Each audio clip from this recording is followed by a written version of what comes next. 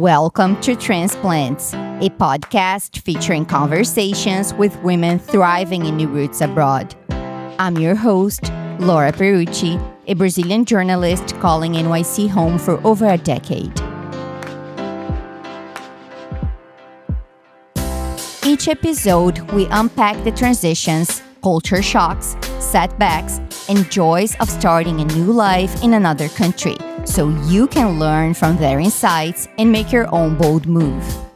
Because I truly believe real stories are the strongest way to spark real growth.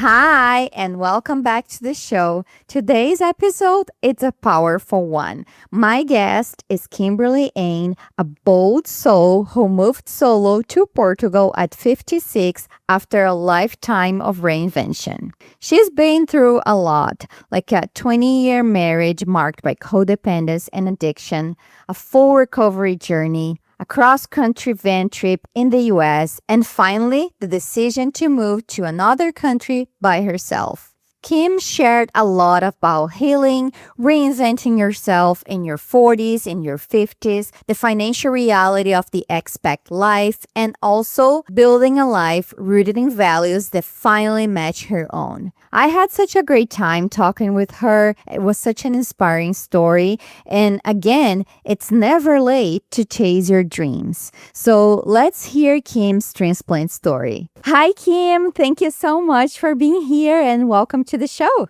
Thank you for having me, Laura. I'm happy to be here.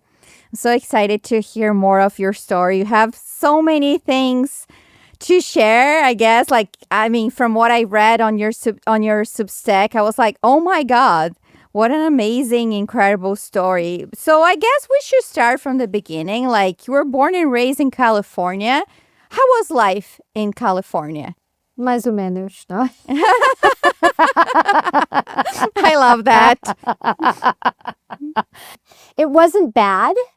Mm-hmm. California is a beautiful state, and I didn't know any different for most of my life. I traveled for a lot of my life. My first overseas trip was when I was 9 years old to France. So I did have experience elsewhere, but I didn't know what it was like living elsewhere. So I really loved living in California. I know that you moved solo to Portugal in 22, but before that, you're married for almost 20 years. And a lot of people stay in relationships out of fear of loneliness or maybe financial independence or simply because starting over feels impossible. How did that happen for you? And how did you find the strength to end your marriage and start over again? Because I guess we should start from there because that happened before you moving abroad and everything. And I guess it's related in some way to your move. Well, I've been divorced 22 years. So I was married almost 20 years and then divorced over 20 years. So yeah, and it's a hard kind of deep story. So I got together with the person when I was 19 and they were 18, and we were together until I was 36. It was a codependent relationship. It was an abusive relationship, and it was a drug relationship. So we were drug addicts together for 20 years.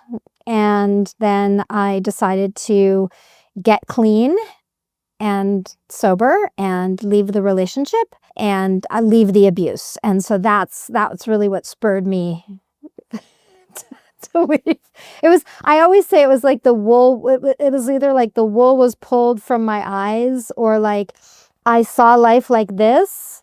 I couldn't see the peripheral. Mm-hmm. I just went through life like this, and all of a sudden something changed and opened and I could see all around me, and I thought, what am I doing here? And it was that moment of clarity that pushed me to leave. That was like a one turning point for you to leave, or was like a lot of things that happened that you just realized that you couldn't go from there? There was an instant. There was a moment. And I don't know exactly what it was. It was just a moment where I suddenly achieved clarity, and I knew that I couldn't stay anymore. And when you say that you were like codependent, how was that? Because I feel like sometimes when people are in relationships, they forget about themselves. They think they are just like to become one, and it's not the case. Like you're still an individual. You have your your own dreams and wishes and goals. But some people forget that. How was that for you?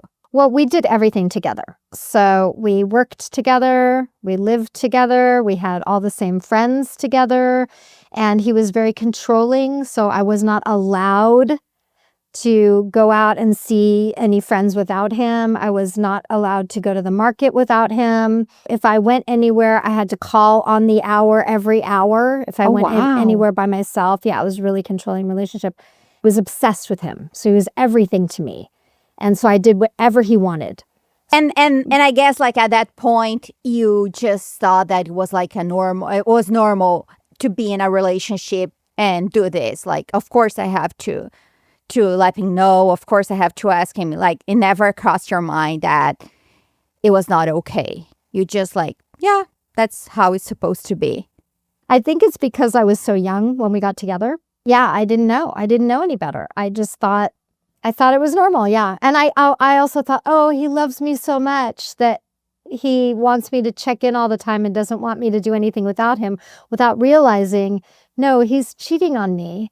And so that's why, the whole time. And so that's why I have to check in. That's why I have to tell him before I come home. That's why, and he was fearful that I was going to cheat on him because he was cheating on me. The thing with travel, did that happen with him, or you only had the opportunity to travel more once you ended that relationship? No, we traveled together a lot. We did almost a 33-day trip through Europe together, and then my sister lived in France and Paris, so we went to Paris quite a bit together. So we did a lot of travel together, and that's the only time we actually got along. So weird. Oh, okay. So since you mentioned that about like the drug addiction, and you've been really open about that on your Substack as well, I guess, what do you wish people better understood about having an addiction like that and about recovery? I can say for me, what helped me was I had a therapist while I was still using. And my therapist said to me, it's okay that you're still using and you can come to the sessions high, but I know that you will, at some point, you will stop using. I know, I have no doubt that you will become clean and sober at some point. And it was, I guess it was having other people around me that believed in me and saw the potential that I had. And believed that I would not be a drug addict for my whole life. That was really influential for me. Really, that was huge. I don't know if I would have quit without that. Okay. Yeah. So you had a lot of support. I had a lot of support. And I just think people who are struggling, like I went to a Narcotics Anonymous meeting. So I used to go to Burning Man every year, and I used to go on drugs, high. And one year I decided I wanted to go without using. And I went to a Narcotics Anonymous meeting and I shared. And they said, this one guy said to me, it's okay if you use drugs while you're at Burning Man. Just come back to the meetings. Like, we're not going to say don't use ever again. We're going to give you the freedom. If that's what you think you need to do, okay. But come back to Narcotics Anonymous after Burning Man. And because of that, I didn't use. It was just having, I don't like being told what to do. So it was just having that freedom. So it's like your choice, not someone telling you what to do. Yeah. Just saying that it was like that for you. That's what I needed. So I guess I would say if other people are struggling, I really like Narcotics Anonymous or Alcoholics Anonymous as an intro point. I'm not saying you have to do it forever. Some people believe you do, and some people do, and everybody's different. And I just went to a meeting on Monday here in Portugal. So because I just got my 17 years clean and sober. So it's an individual thing, but I believe that that's a really good entry point, and it's free. Just to put in perspective, you were married for almost 20 years. You got divorced. You got your recovery. You started your love for travel while you're still married. And before moving abroad, you travel across the United States in a van, right? I would like to know more about that, how that happened, and what did you learn about the United States while you were traveling? Share more about this travel story with us. When I decided to move to Portugal, I actually had been in a relationship that I thought was going to be the forever relationship with somebody else, obviously. Yeah. During COVID, that fell apart. We were going to move abroad together. And I just felt like, wow, now I can do anything I want. And I knew that I wanted to move to Portugal, but I didn't want to move abroad without seeing my own country. Because what if I never have that chance again? And it's always been my dream to travel through the US in an RV or a van or whatever. Did that. I bought a van and had it converted, which I do not recommend. That's a whole nother story. I recommend just buying a camper van that's not a conversion, that's just built to be a camper van by the company because everything breaks. And anyway, it was really interesting. The way that I did it, I don't know if I had to do it again, if I would have done it, if I would repeat what I did the exact same way. But what I found was because the other reason that I wanted to leave or to go through the United States was to see what if it doesn't work in Portugal and I have to move back to the US. I knew I didn't want to live in California ever again, but I didn't know where I would want to live. So I thought, well, wouldn't it be cool to look at other places and see? I thought that I would fall in love with a single place. And what I found out was that I fell in love with every place except for 2 that I went to. And that was a huge surprise for me. But I had some places I liked more than others. But also what I found out was it's a gorgeous country. I knew, but I didn't know. And I really gained an appreciation for my own country and I fell in love with it. And I met amazing people, and I met somebody that I'm still friends with and talk to almost every single day. So I felt a freedom, and I felt like it opened up some doors for me. It was where I learned about loneliness. Tell me about it. Because prior to living in a van, I'd lived alone already since 2005. And I loved living alone. And I'd had relationships or whatever, but I'd never lived with anybody else. So I loved it. And I thought, oh, I know what being alone is, but I never felt lonely in my life, ever. And living in the van and having no Wi-Fi, the Wi-Fi would go out, would have no phone signal, and I'd be out in the middle of nowhere, and I couldn't contact anybody. And I tried to connect with other van lifers if I was camping with a couple people, and they were very introverted, and I thought, oh, it's going to be a loving community of all these people that want to hang out. And it wasn't. And I'm sure that exists, but I didn't find it. And I think it was an important moment. And there were a few months of just deep loneliness, which I needed at the time, because I've never been lonely. I don't know what that means, and I was almost glib about it. So put me in my place. How long was that trip? Almost a year or more than a year? A year, exactly. What are the 2 places that you mentioned that you can never live in the United States? I'm curious. I want to know. I feel bad about saying them, but it's Nashville, Tennessee, which I loved Memphis, Tennessee, and I loved Knoxville, Tennessee, but I did not like Nashville, Tennessee, and I did not like Little Rock, Arkansas. And you had the chance to visit all the states during this year? I did not. I'm a rare lover of the South. Okay. So it's uncommon. So I spent a lot of time So I traveled from California all the way down south, all the way, across Florida, Texas, which is forever, across Florida and up to South Carolina, North Carolina, and then back a little bit across the middle. And then I cut down through Mississippi from Arkansas. That's when I found Natchez, Mississippi, which I fell madly in love with. And I know Mississippi gets a bad rap, and I'm not saying that it's a great place. There's a lot of problems with it. Super racist. But Natchez, Mississippi is just gorgeous. And my thing is architecture. I just fell in love with the architecture there and just the feel of it and the artisans. And then I came back and I did New Mexico, Colorado. Well, not in that order, but yeah. You also mentioned something about when I left California and I was planning to move to Portugal, I knew that I would never ever going back to California. And that's a very bold statement. And I want to know why. So I was born and raised in California. I'd never left. So I've been there, done that. So that's a big part of it. The main reason is affordability. I can't afford. I was pushed out of California. I can't afford to live there anymore. There's no way.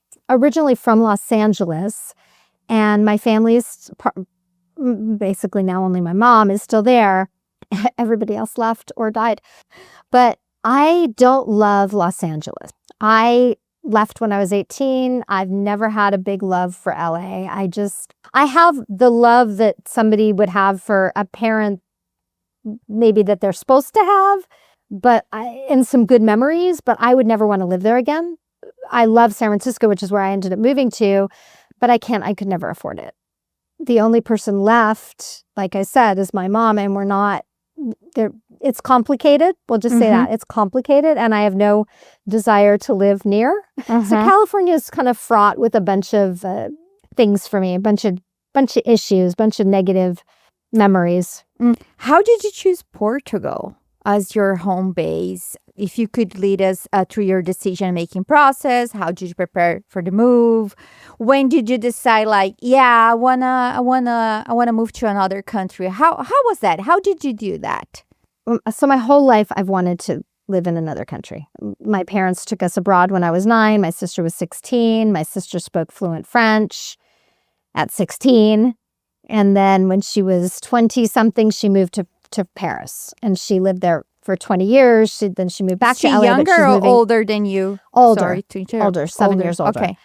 Okay. And she's moving back to France. She just bought a house. So she's moving back to France. She's in LA now, but she's moving back to France this year. So I was always surrounded by that being not just a possibility or an option, but reality.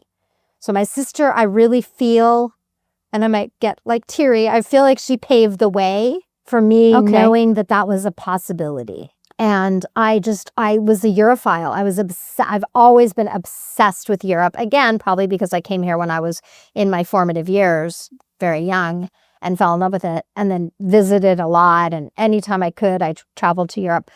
But I didn't feel like I had to move to Europe. I also explored Mexico. So during the time between the divorce and my move, I traveled as much as I could and explored as many different places as I could afford to go to. I explored many different places in Europe and several places in Mexico, specifically looking for a place to move.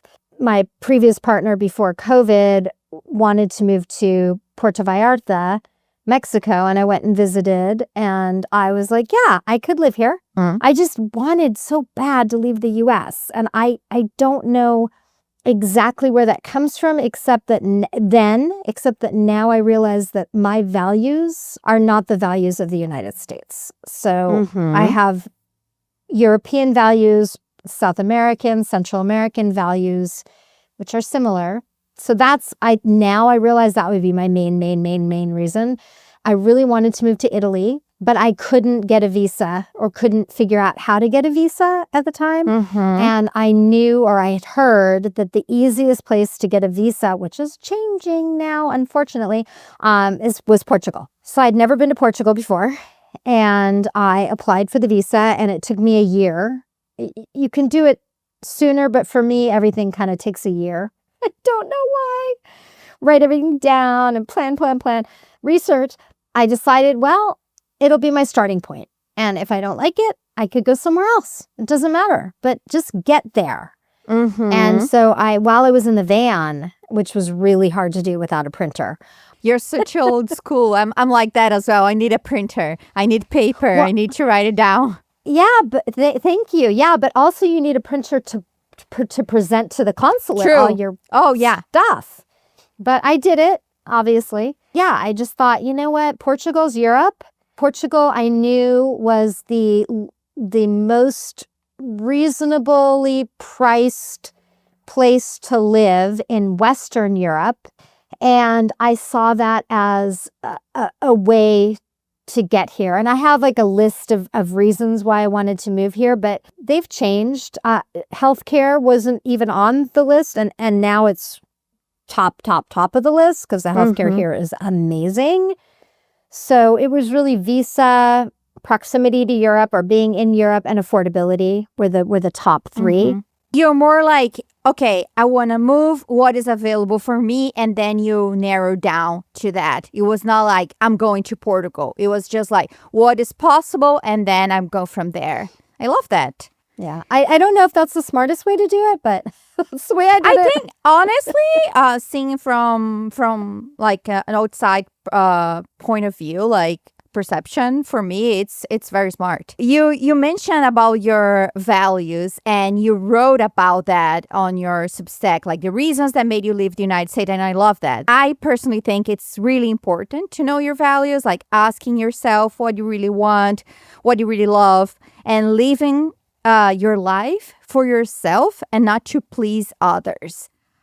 But that can be like really, really hard, considering that in these days there's so much noise and propaganda telling us that we should do this, we should be this kind of person, we should go to this place. So I guess my question is, how did you put that noise aside and you realize what you really wanted? And most importantly, what are your values now and why they are not aligned with the values in America, in your home country? It wasn't until I got here that I realized that my values aligned with European values, which is family or community first, over money, over working. And I've always been a workaholic. I'm way better, but I still work a lot. And I worked 2 full-time jobs for 40 years. Now, there were a couple of years where I didn't work 2 jobs, but mostly I did. Yeah. And I didn't know that there was another way. I didn't know that there was anything more important than work. I had never learned that.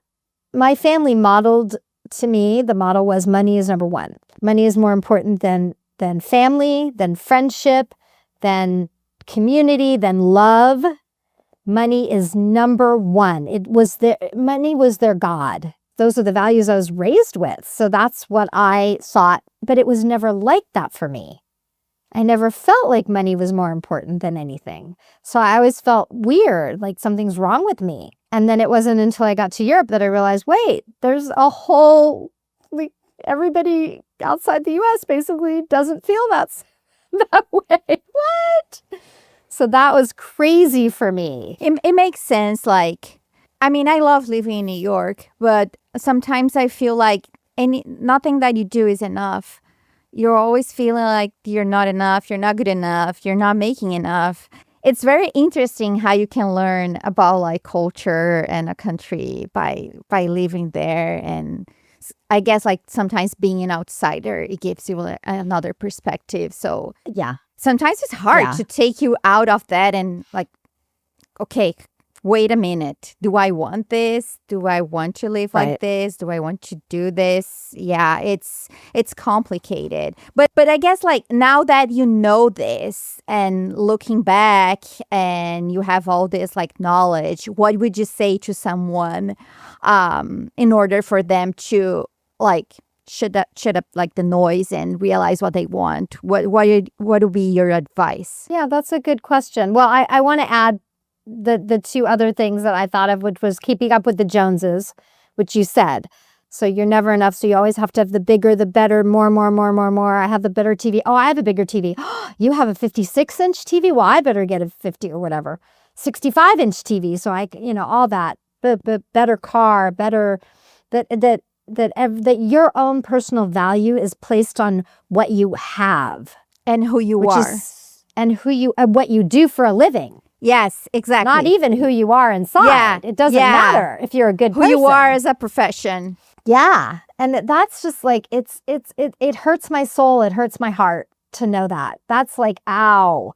And I feel like there's so many people that are missing out on so much because they're caught in that go, go, go, do, bigger, better, more. And they don't, it quiets us from looking inside and finding out what we really want and what matters to us. And I would say that's what I would tell people to do if they're wondering how to change things, or what they even if they don't know what they want, or even if they don't know what their own values are, is to meditate, write about it, journaling, taking that time to just quiet and look inside instead of always looking outside the exterior, which we all do, the phones, the TV, the everything, the billboards.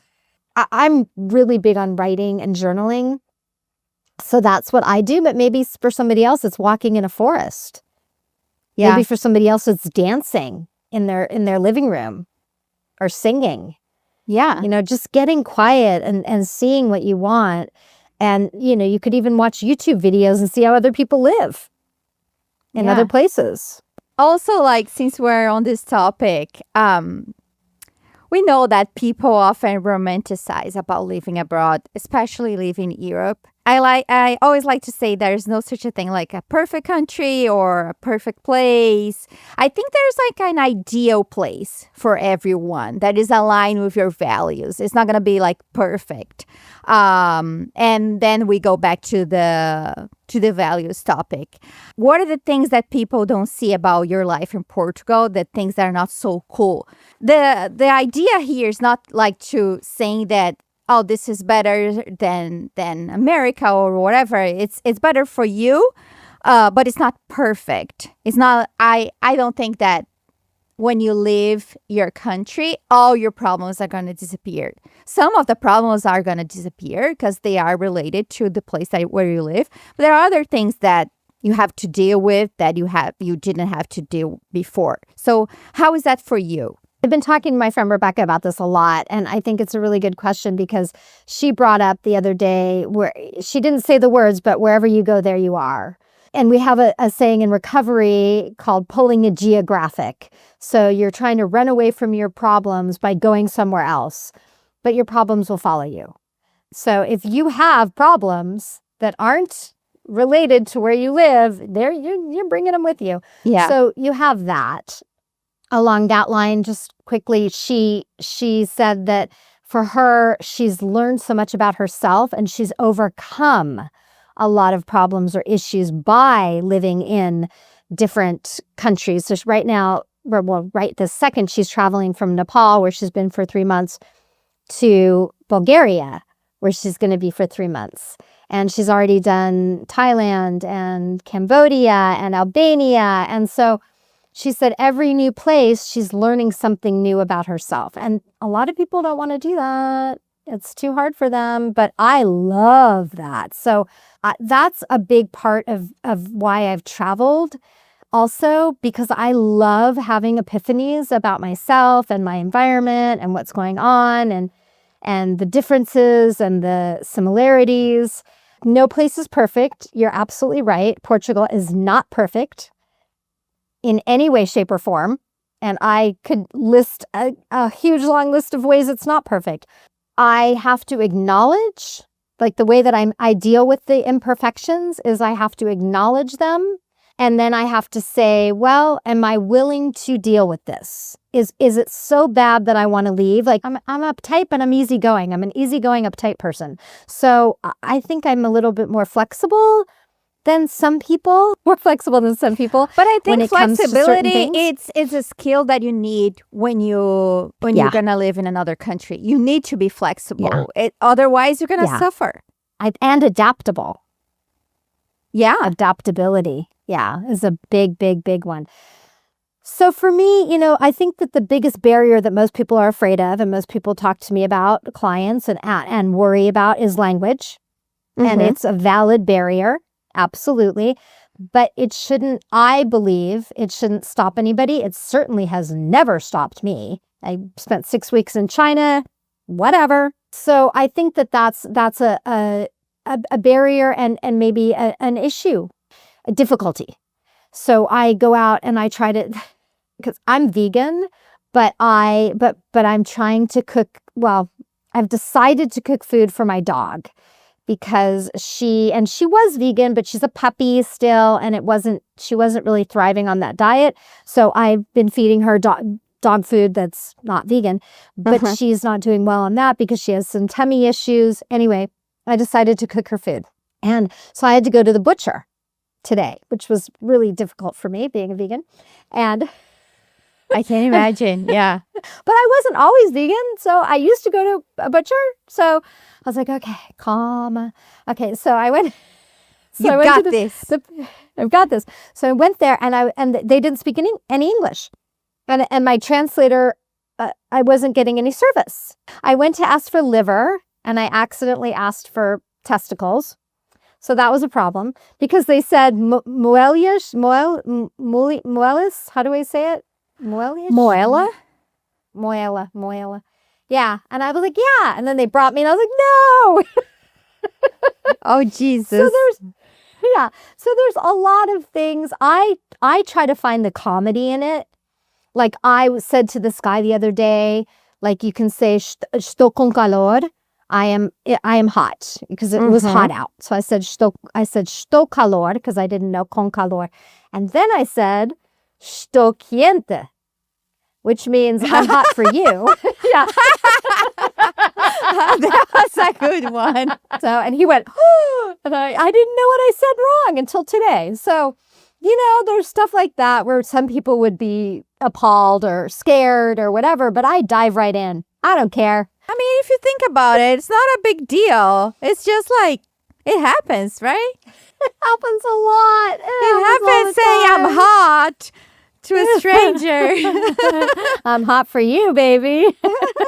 I think that, like I said, I think the problems are really dependent on, it's going to be a personal, the little nitty gritty problems. But my main problem when I moved here, I was overwhelmed. I'd never lived in another country before in my life. I'd never lived outside of California in my life. It was terrifying. I was 57 years old, 56. So I'm 56.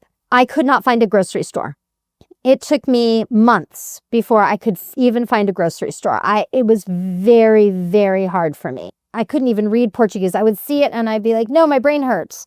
And I think that that's important to tell people because I don't think that that's uncommon. I think that that's how a lot of people feel. They feel overwhelmed. I mean, I'm in a new country. I don't know anybody. I've never been here. Yeah, no, you're totally right. You have to deal with those things. You have to discover like and I have a story about that as well. Like when we moved to New York, grocery store, and we went to the first place that we found, which was the Gristedes. I don't know how you pronounce that. It's like 24-hour grocery store. It's super expensive. And then we're literally like seeing people walking on the streets with a bag from Fairway Market, which is like another grocery store chain in New York. And then we saw that and was like, okay, we should go to that place because people are carrying those bags. But like, dude, could you just like check Google Maps? Because like we had Google Maps, but I don't think we'd even knew that the term for groceries was like grocery store, That's the thing. Yeah. I checked Google Maps. I didn't know supermercado. I didn't know. I didn't even know mercado. I was like, what? So it's the same thing. I was going to the little tiny shops. I'm dumb. It took me months. I had no idea. I went to the fruteria, so frutaria, the fruit stand. And luckily, since I'm vegan, it was fine. But I like to talk about that a lot because I think that people have the fear or they have the expectation that they're supposed to move to a new country and they're supposed to know everything. And they're supposed to integrate quickly and they're supposed to be able to know the language and they're not supposed to get overwhelmed. And that is not true. Yeah, you have to like have a little mercy, right? And just give yourself time and accept that it's going to be a journey and it takes time, and that's okay. Yeah, it's going to be an adventure. And that, if you look at it that way, like, wow, this is exciting. I have no idea what's going to happen today. I could step out the door and not be able to find a supermarket. Like, I don't know. Or find a new supermarket. Wow. You know, I think looking at it, like reframing it to be fun, that's what helped me. That's a good advice. Besides the topics that you mentioned, like community, family, what are the other things that you love about Portugal? The calma. I talk about that a lot, you know, calma, tranquila, like just chill out. Whereas in the US, it's like a negative. Chill out, calm down. I hate that. That really rubs me the wrong way. Don't tell me what to do, number one. And number two, you're being mean. But here, they say it with love. They say it with, like they genuinely care and they really want you to just, it's okay. Everything's going to be okay. And they always say, everything's fine. And I love that attitude. It's beautiful. Because we're running around like, you know, from the US. I got to get it done yesterday. It's just not like that here. They're like, nah, it'll get done when it gets done. Whatever.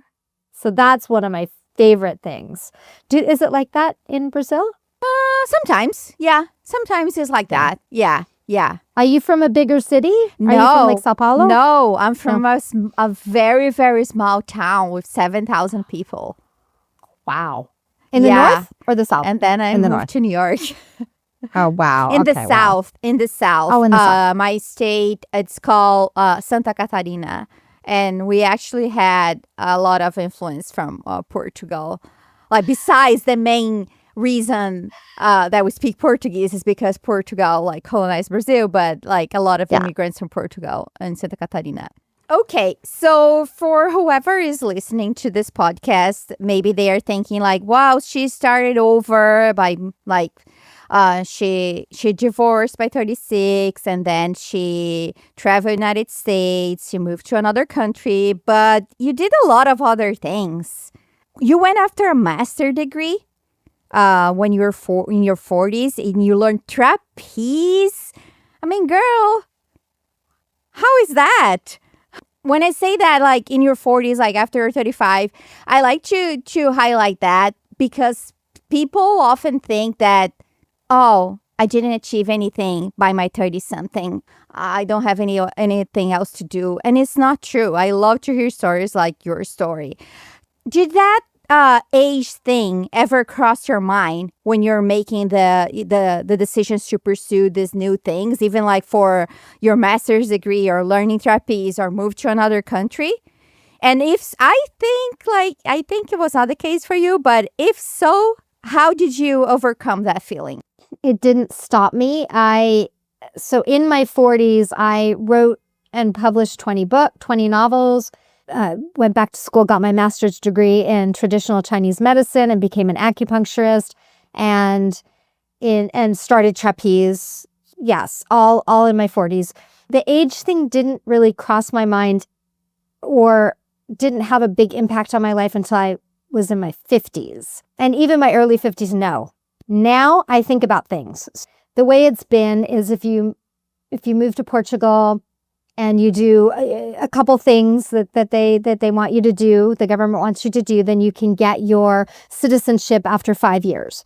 So now there's a new government. It's super right-wing, unfortunately, and they have changed it to maybe not even accessible to get your citizenship here at all. I'm thinking, well, do I start over in Spain? Because the path to citizenship in Spain is 10 years. Well, that's another 10 years. I'll be almost 70 by that time. So now, probably until this year, age did not come into play in my life. In my mind. In my life, yes. In my mind, no. And now it is.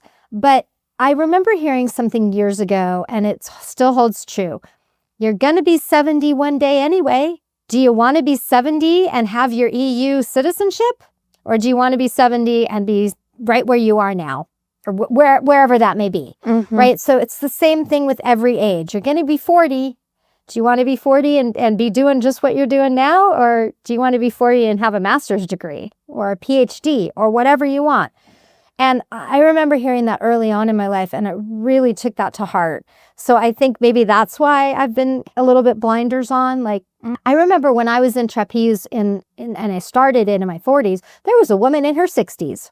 And we're not doing it to be professionals, obviously. We're just doing it for fun. And I went back a couple weekends ago to I have a friend who we work out together, and she told me about a trapeze school here in Portugal. And it's complicated. It's one of the reasons I actually moved to Porto, but I didn't like the one that I went to. So I stopped going. Well, then I broke my fingers. Long story.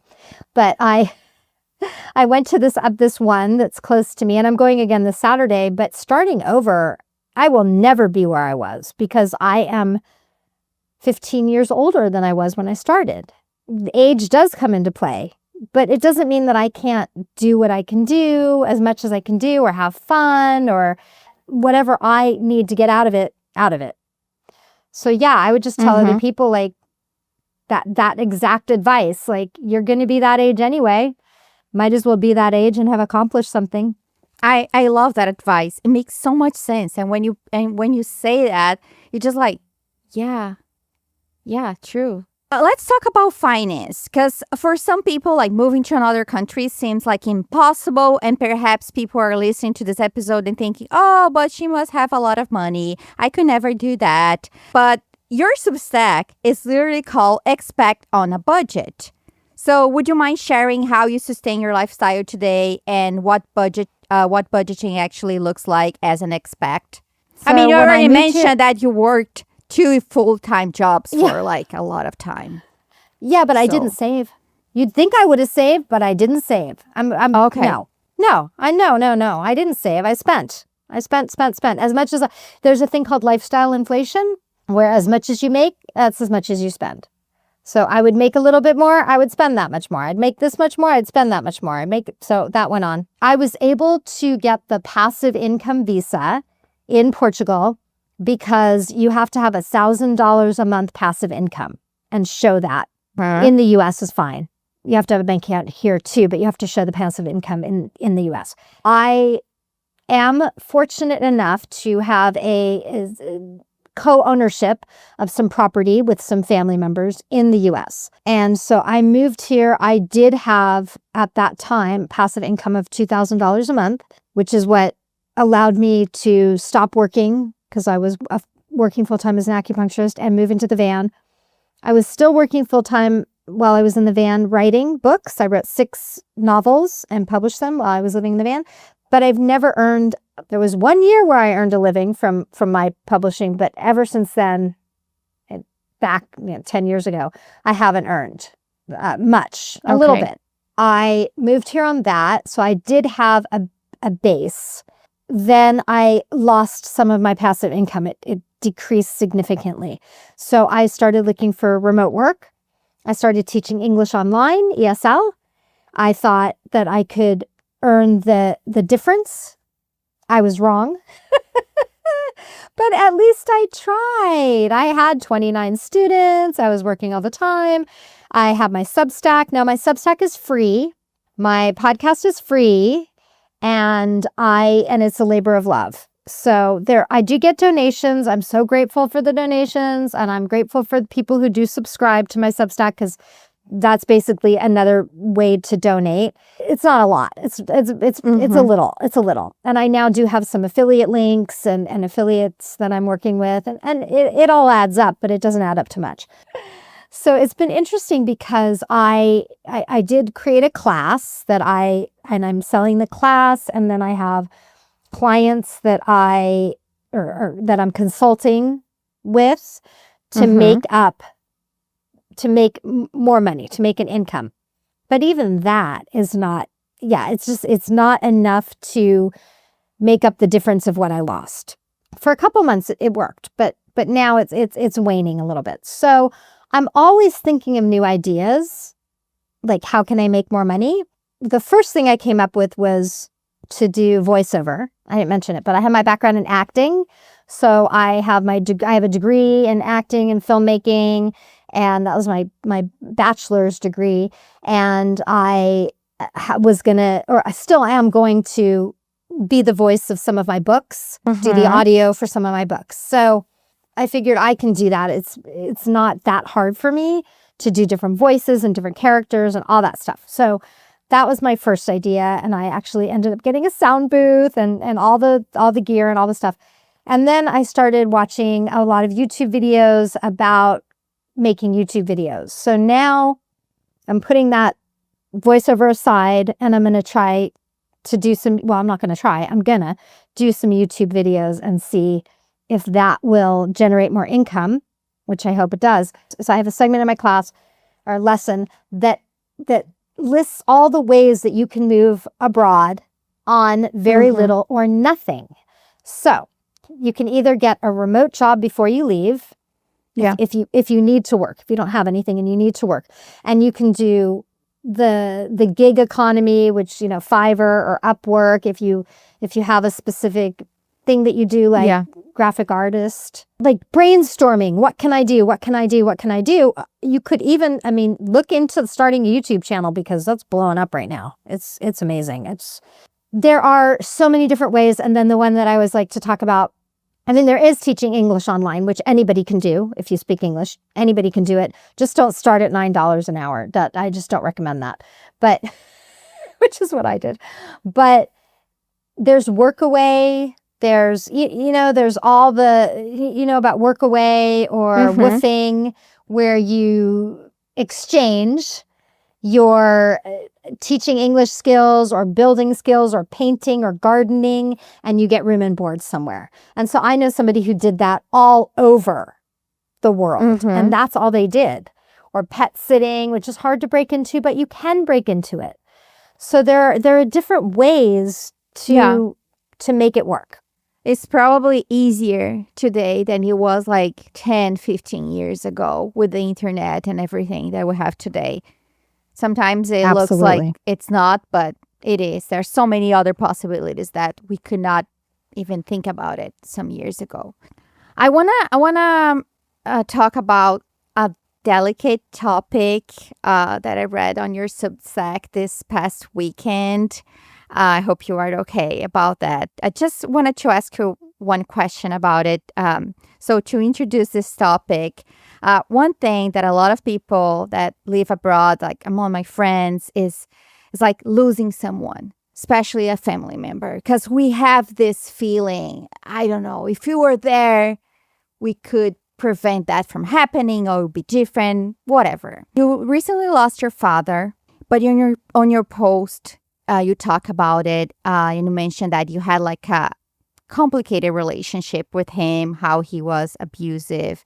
And for the people that are listening to have an idea, you wrote, and I quote, "My father was so abusive to me throughout my entire life that if he did now what he did during my childhood, I would have been immediately whisked away and put into foster care."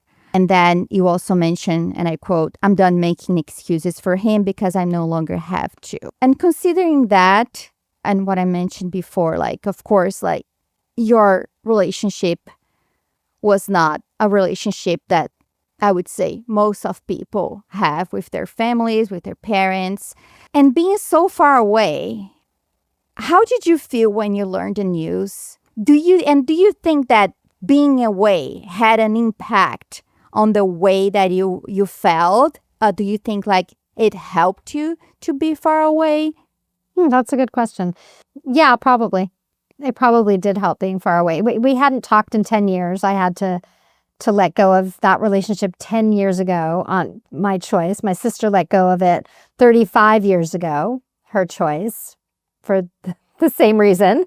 I think, because Kayla, who's also on Substack, lost both of her parents when she was in Thailand and they were in Mexico, and she was very close to them. And so for her, it was really hard.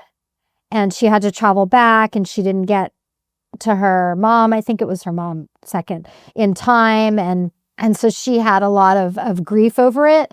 And I understand that. I don't understand that because I haven't experienced that, but I understand the idea of it, of course. But I did a poll a few articles ago. What is keeping you from leaving your country? Most people it's U.S., but I hate to say just the U.S. It's so U.S. centric, but what is keeping you from leaving wherever you live and moving abroad? And there were 4. I wanted to list more, but they only let you list 4, maybe 5. I can't remember. Anyway, the top was aging parents. It was aging. I wanted to put them separate, aging parents or adult children as 2 separate ones, but I couldn't. So I put them as one, but I'm pretty sure aging parents was what people were clicking for. It was like 46%. It was pretty high. I know that is a main concern for people. And what I usually tell, I tell my clients this, if you want to leave and you're concerned, but you're not a caretaker for them and they're still in pretty good health and you're really close, move somewhere that's not too far so you can get back, right? So if you're in California, you could, or Texas, you could move to Mexico. Or if you're on the East Coast, you can move to Europe because it's not that long of a flight. Yeah. And the other thing, and actually this is what my article is about this week, is I'm breaking down all the points that people made and giving them solutions. And so you can schedule weekly WhatsApp video calls. So I would tell people, unless you have to stay for your parent, my situation is very different. I'm not close to either one I wasn't close to either one of my parents. So my sister said to me when I wanted to move here, and I said, what about mom? And she said to me, and I think these are the wisest words, she said, Mom has lived her life and now it's time for you to live yours. Oh, wow. That's a bold statement. Wow. Yeah. Wow. I mean, isn't that true for all of us? Yeah. Wouldn't the parent that loves us want us to go and be happy? So that's a huge, yeah. My mom, yeah. And because she has now she has the 3 kids living far away from her, but my brother is still in Brazil. But when people ask her, isn't that difficult to be away from your kids? And she's like, yeah, but we raise them for go out in the world. So yes, I guess your sister was right too. But in your case, I guess I'm curious to know if something changed inside of you when you learned that news about your father. Did something change? Did you feel some kind of relief, I would say? Yeah, my word is liberation. Liberated. I felt liberated. I felt free. I felt, because he was so abusive my whole life, even into my 40s when I eventually stopped talking to him. The last thing he did, the last time I talked to him, he grabbed my shirt collar and pulled me up forward and cocked his fist back and threatened to punch me in the face. So that's the last time I saw him in person. And so I talked to him briefly over email during COVID, but he acted the same way. So I was like, okay, no. Involuntarily, subconsciously, I always had a fear of my father because he was always so over the top abusive that I always feared for my life. I was always scared of just being around him and just had this fear. And it's weird too, because, there's a little bit maybe of Stockholm syndrome because I loved him so much. And I was always wanted to be daddy's girl. And I tried to please him and never could, and bent over backwards and did all this stuff where I wanted love. I wanted him to love me. Always, that's just human nature. We want our parents to love us. And that was never going to happen. They're not capable of it.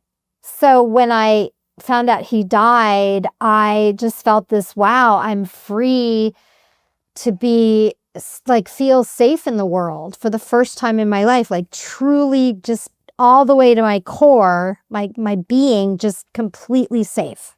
Which is weird. And yeah, it's weird, but I guess every victim of abusive relationships would share the same feeling that you have, that you're not feeling safe. I cannot even imagine having a relationship like that. And I gasped when I was reading your post, and you mentioned something about Like, he didn't leave you anything.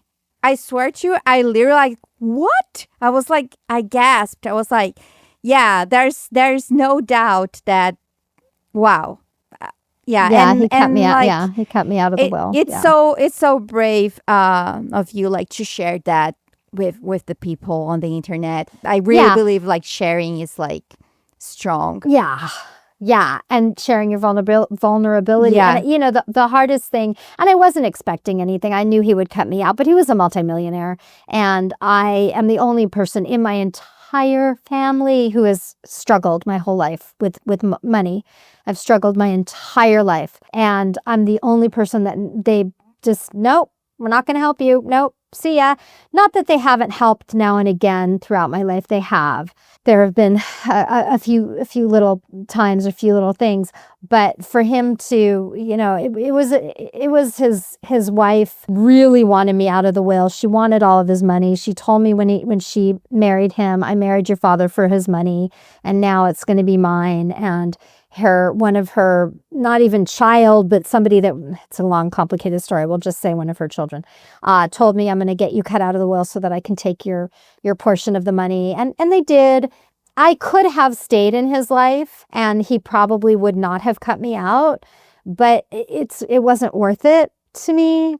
And in a way, I feel like not that it's dirty money. He didn't earn it in a bad way. He worked for his money, and he also inherited quite a bit from his father, who was a chiropractor, which is super cool because back in the day they were called witch doctors. But anyway, and then they put in the obituary, they made sure to leave my name out of the obituary as one of his surviving children. They listed all of her children as his and he never even adopted them. They're not his children. I'm his only biological child.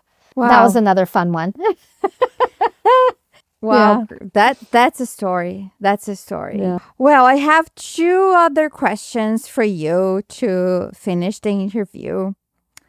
I guess one of them would be, do you think that moving abroad made you more authentic to your true self? Yeah, that's a good question. I do because I think because of the value system. I never even had, and I talk about this a lot, I never really had a community in the U.S. I did when I was into drugs. I had a drug community, and even though it's a terrible thing to say, it was a really cool community. I'm still friends actually with 2 of the people from that time, and they're good people. They unfortunately are still drug addicts, but they're good people. And we always say in recovery that drug addicts were like the most interesting people you'll meet. So there was that, but for over 20 years, I didn't have a community. And so I don't think that I could even be my authentic self. Like there was no place for authenticity with my best friends, sure. But there was so much I didn't know about myself that I've learned moving abroad, and so much, like, it's just expanded not just my outlook or view on the world, but on myself. And so I've definitely found all of these things that I didn't know about myself, but didn't know that I liked about myself and about other people and about other things. So yeah, definitely. Nice. And my last question, you mentioned that Once in a Lifetime by Talking Heads is one of your favorite songs. I didn't know that song, but I looked that up. So I quote the first lines of this song. And you may find yourself living in a shotgun shack, and you may find yourself in another part of the world, and you may find yourself behind the wheel of a large automobile, and you might find yourself in a beautiful house with a beautiful wife. And you may ask yourself, well, how did I get here? How would you answer that question? Well, how did I get here? I didn't do any of that. I didn't do any of that. Yeah, but how would you, but like, I guess he was just like wondering, realizing his life. That's my interpretation. And yeah, it is. How did I get here? Yeah, it's like life passes. I mean, that's the poignancy of that song is like life passes you by. It's almost like the difference between letting life happen to you or you choosing, you making the choice of what you want in your life. And life shouldn't happen to you. I think that life should be a choice. So I never wanted the 2.5 children, the white picket fence. I wasn't one of those kids that dreamt about getting married. I wasn't the kid that dreamt about the children. I wasn't that kid. I like to be the architect of my own destiny. And I like to decide what is going to happen. You can't plan everything, but you can decide I'm going to live here or I'm going to try somewhere else. And maybe Portugal isn't the place for me. Maybe I will end up somewhere else, and that's okay.